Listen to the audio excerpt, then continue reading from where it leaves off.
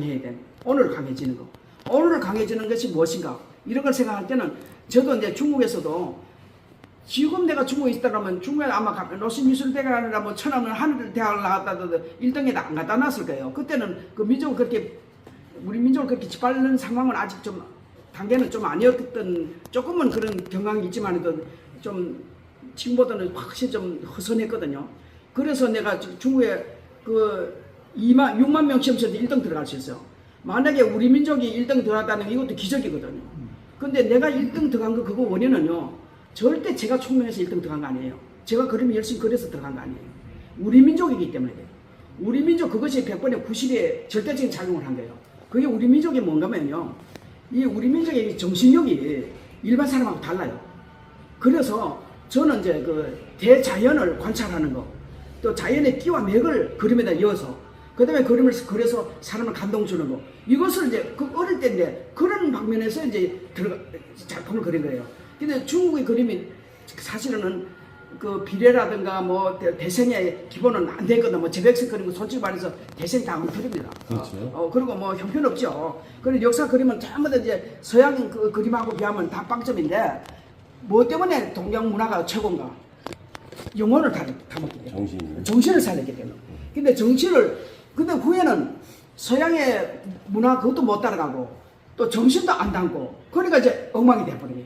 그러니까 동양 문화는 누구도 인정 안 하는 거예요. 서양의 표준의 발도 안 해고 동양의 표준의 기와 맥도 담겨진 그림도 없었어 버려요. 문화가 지금. 그런데 저는 그때 그 독립군 정신 때문에 우리 마을이 독립군 마을이었어요.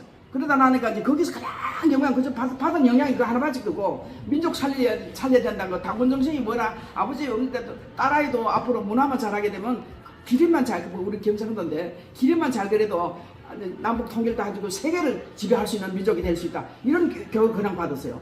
그러니까 이제 저는 우리 식구가 어떻게 잘 살 건가, 그 생각하기에 우리 민족을 어떻게 하면 세계에서 그래도 식민지가 안 되고 우리 해방할 수도 있고 조국에 돌아가서 우리 전 세계 인류를 지배할 수도 있는 이런 민족이 돼야 되나, 그걸 어릴 때부터 교육받게 된 거예요.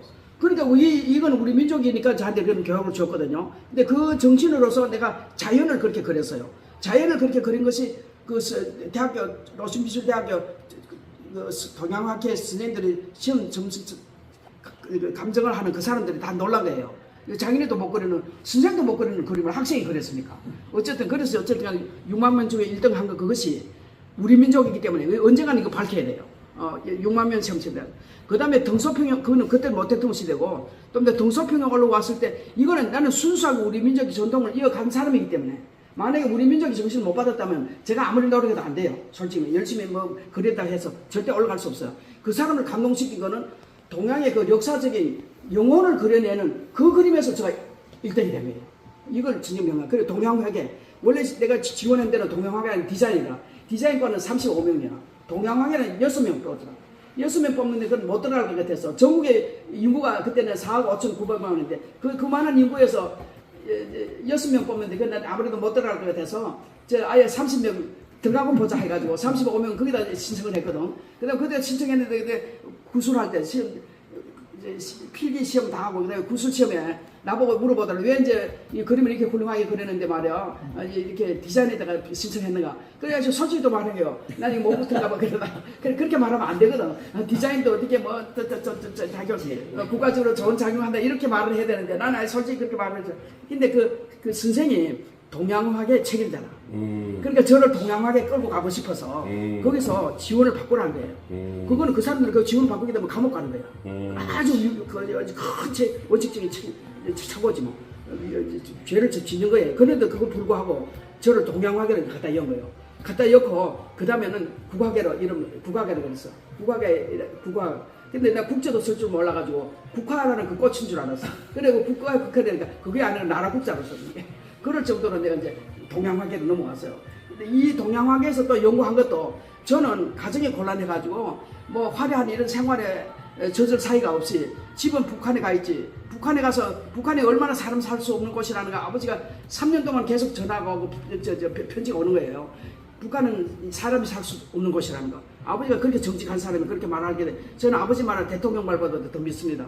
그래서 정말 이 북한 문제 아니고 북한이 김일성 대학교 노심비술대학 졸업했을 때 제가 이제 그 특수청이 또 졸업했거든요. 그러니까 김일성 대학교 종합대학에서 저 데리러 왔어요.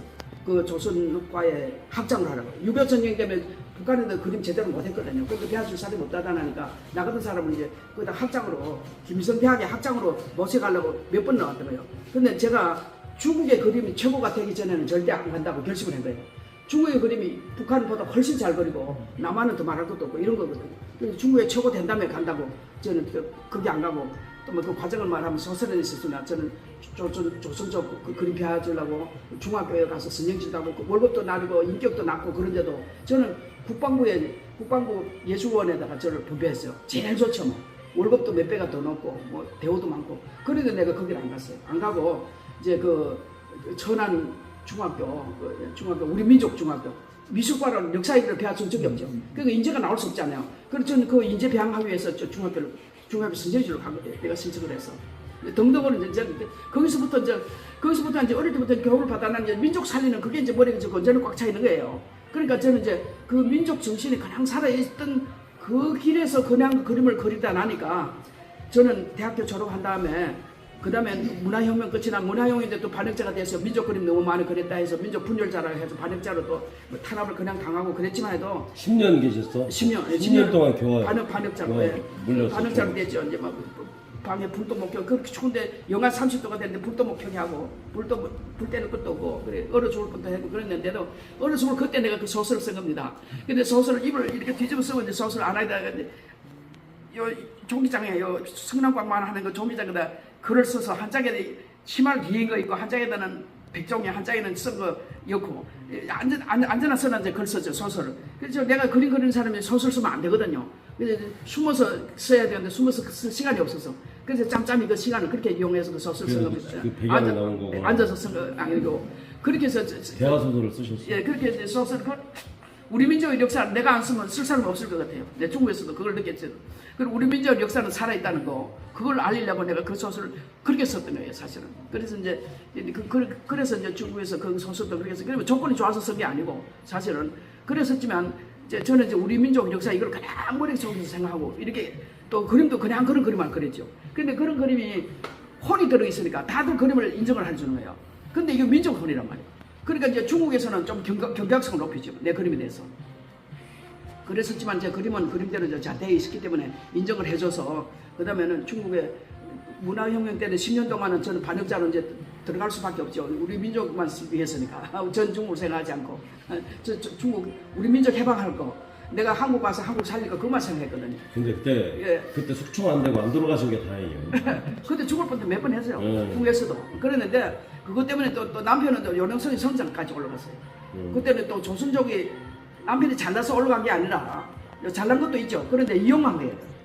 그 사람을 올려놓고 진짜 그 요령성의 성장이라든가 중앙 간부들은 전부 다 반역자가 되었거든 그때. 전체 중국의 간부들은 다 반역자가 되어 있다. 근데 이제 젊은 애들 중에서 이제 중앙 간부를 갖다 올리는 거예요. 그 다 형식적으로 올리는 거예요. 올리는데 우리 민족은 상당히 예의도 바르고 눈치도 빠르고 총명하고 그리고 또 그 시대에 중국 사람보다는 우리 민족이 중국 그 노간부들, 늙은 간부들을 더 존경하는 그런 태도가 좋았었거든요.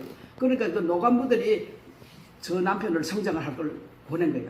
저 남편은 북경에서 두 개 대학교, 북경대학하고 또 민족중앙대학 두 개를 나왔어요. 그리고 인물도 잘나고 키도 크고 뭐 글도 잘 쓰고 좀 솔직히 말해서 그랬거든요. 근데 그 남편은 이제 그 다음에 성장을 같이 올라가요.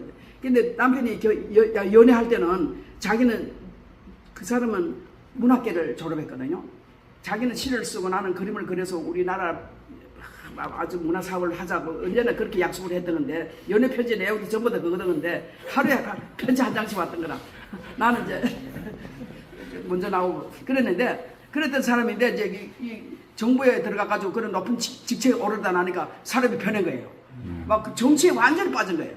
그거 뭐 문하고 뭐고 이런 거 나보고 그림 못 그렇게 하는데 어느 날 목 날아날지 모른다고 자기까지 못 날아난 그런 위험을 그런 그림이다. 민족 그림이니까 민족 그림은 그때 못 그립니다. 어림도 없죠. 그런데 저는 이제 임신하고 또 남편의 성장이고 하기 때문에 문화혁명을 안 참여해요. 중국의 역사 이래로 살아있는 사람은 문화혁명에 안 참가하면 안 돼요. 근데 저는 이제 그 문화혁명을 피해서 안창하는 거예요. 안창하는데 끝내는 할 수 없어 잡혀 들어간 거지. 그 그림은 그리면서 숨어서 그렇게 그려서 그림을 이제 땅속에다 전부 다 이제 파묻은 것이 한 700여 점 됐던 겁니다. 그래서 저 중국에서 내가 그 그림을 전 중국에서 그 다음에는 문화혁명이 끝이 난 다음에 등소표기가 중국에 이제 거러지가 다 돼가지고 중국이 완전 망하게 된 정도로 경제가 말라 있거든요. 10년 문화혁명을 했습니다. 그러니까 등소표기 전체 중앙 간부들을 앉혀놓고 우리가 중국에서 뭘 먹고 살겠나. 농사도 모택동이 바보같이 땅을 깊이 팔게 되면 한 무에 800것이 뭐 900것이 나는데 한 무에 20만 것이 40만 것이 난다면서 땅 파는 운동을 전국을 다 시킨 거예요. 그래서 전 중국에 훌륭한 땅을 전부 다 파기 시작한 거예요. 그 파는데 얼마큼 파면 한 2m짜리 1m 이상을 파는 거예요. 파서 땅을 뒤집어 놓는 거예요. 근데 밑에 있는 땅에 올라오게 되면 그 곡식이 그렇게 난다. 그 따자이라는 어떤 곳이 있는데 거기에서 그렇게 실험해가지고 성공했다는 거예요. 근데 그게 위장일이지. 근데 그 위장을 모택동이 속힌 거예요. 그 위장을 아주 막 멋지게 위장을 한 거예요.